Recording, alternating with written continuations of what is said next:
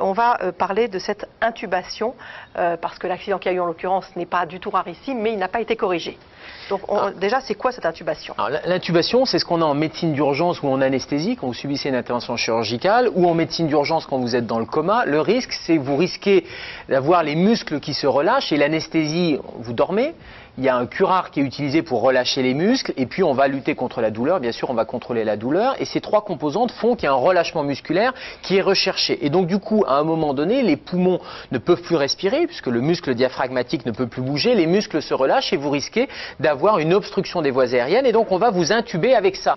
Vous êtes allongé sur le dos, ça se passe dans tous les blocs opératoires. L'anesthésiste va introduire un laryngoscope pour soulever un peu la langue et introduire cette sonde d'intubation dans le bon trou, c'est-à-dire dans la trachée, pour pouvoir insuffler de l'air et vous brancher sur un ventilateur artificiel dans les poumons, qui va dans les poumons.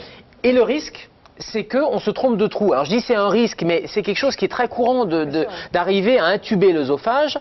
La question, très près, les deux. Hein, les deux sont très près. Et on va le voir sur la maquette que j'ai emmenée. Je crois qu'on a une petite vidéo de bloc opératoire avec un confrère anesthésiste, voilà, qui introduit ce laryngoscope. Le patient ou la patiente est déjà endormi. Visualiser les deux trous par la bouche, c'est parfois un peu compliqué, surtout si le patient ou la patiente a une langue un peu proéminente, ou il y a certaines personnes qui ont une anatomie particulière qui fait qu'on peut très facilement glisser, riper et malheureusement arriver dans l'œsophage.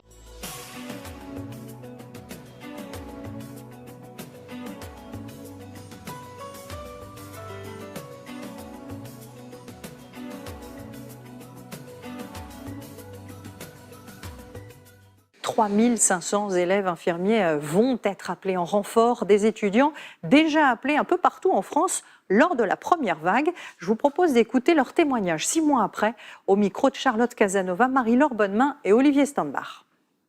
C'est normal que ça soit autant gonflé, ça? Cela fait 3 ans qu'Élodie se prépare au métier d'infirmière.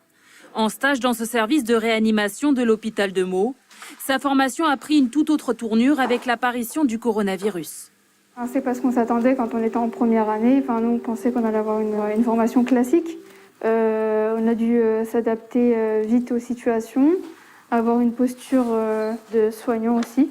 Lors de la première vague, c'est comme renfort volontaire qu'elle officiait. Des milliers d'autres étudiants ont fait comme elle. Ces étudiants fragilisés dans leur formation ont été faiblement indemnisés à hauteur d'environ 1 € de l'heure. On va parler de cette intubation, parce que l'accident qu'il y a eu en l'occurrence n'est pas du tout rarissime, mais il n'a pas été corrigé. L'accident qu'il y a eu en l'occurrence n'est pas du tout rarissime, mais il n'a pas été corrigé. L'accident qu'il y a eu en l'occurrence n'est pas du tout rarissime, mais il n'a pas été corrigé. L'accident qu'il y a eu en l'occurrence n'est pas du tout rarissime, mais il n'a pas été corrigé.